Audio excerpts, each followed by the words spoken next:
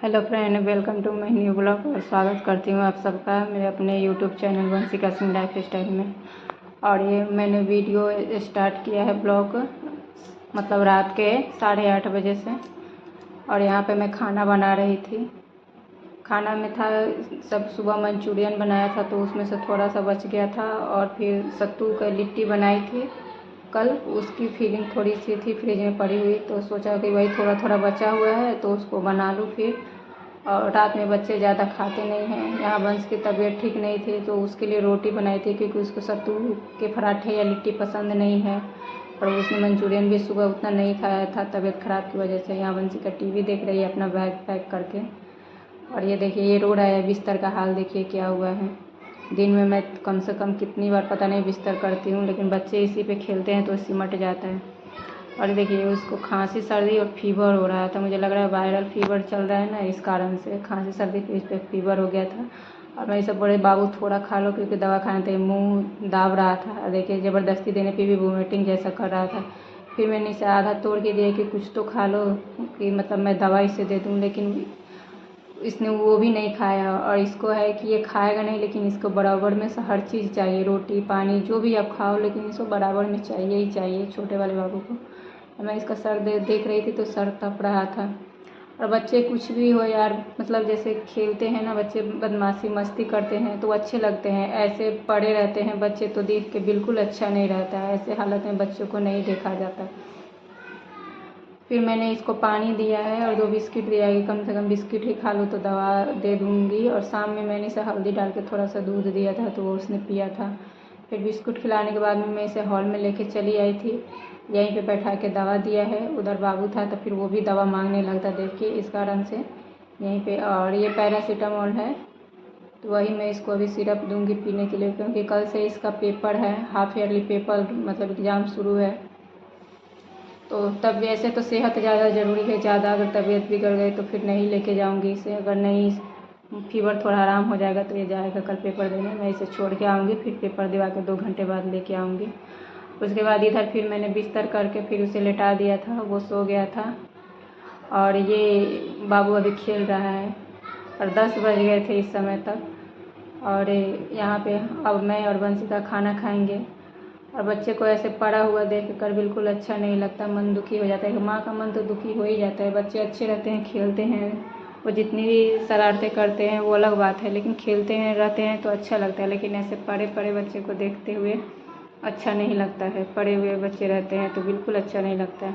और यहाँ देखिए मैंने सत्तू का पराठा बनाया था तो अपने लिए, 2 वंशिका के लिए। और वही मंचूरियन था। दाल रह गई थी बाहर ही, ध्यान नहीं था तो फिर वो ख़राब हो गई थी, तब उसे फेंक के फिर बर्तन साफ़ करूँगी।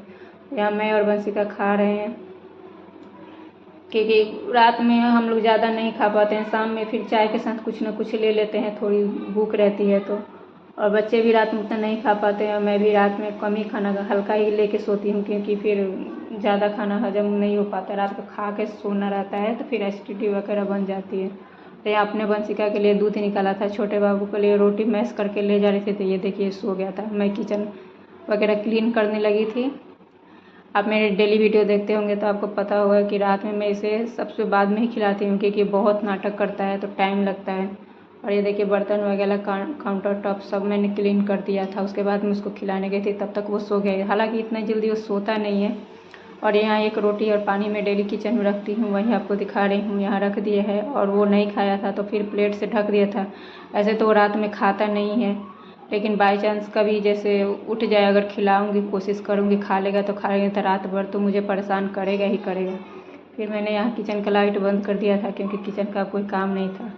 फिर यहाँ मैंने सोचा कि बच्चे सो गए हैं और थोड़ा समय है तो वंशिका के सर में ऑयलिंग कर दूँ, क्योंकि 2-3 दिन हो गए थे। संडे को इसने सर धोया था तभी मैंने ऑयलिंग की थी, तो सोचा कि आज टाइम है। ऐसे तो 11 साढ़े 11 हो जाता है मतलब डेली सोते हुए, और बच्चे जगे रहते हैं तो फिर वो बाबू भी जो शूट करने देता नहीं है, या मतलब कोई काम ही नहीं करने देता।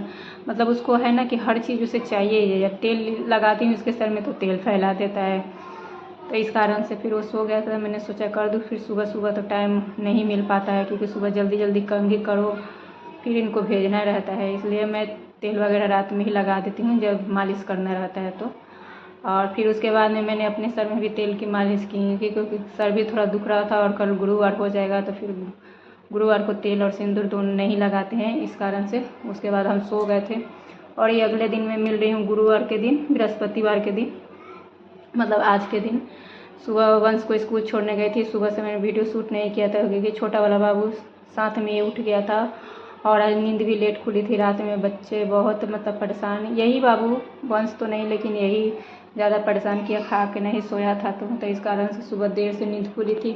फिर वीडियो शूट करके काम करो तो थोड़ा टाइम लगता है, इस कारण से मैंने कुछ भी नहीं शूट किया था। और वहाँ से छोड़ के आने के बाद में मैंने नाश्ता वगैरह किया था। उसके बाद अभी इसको नहला दिया था कि ये सो जाएगा तो मैं अपना काम निपटाऊंगी। 11:30 हो गया था लेकिन ये नहीं सोया था।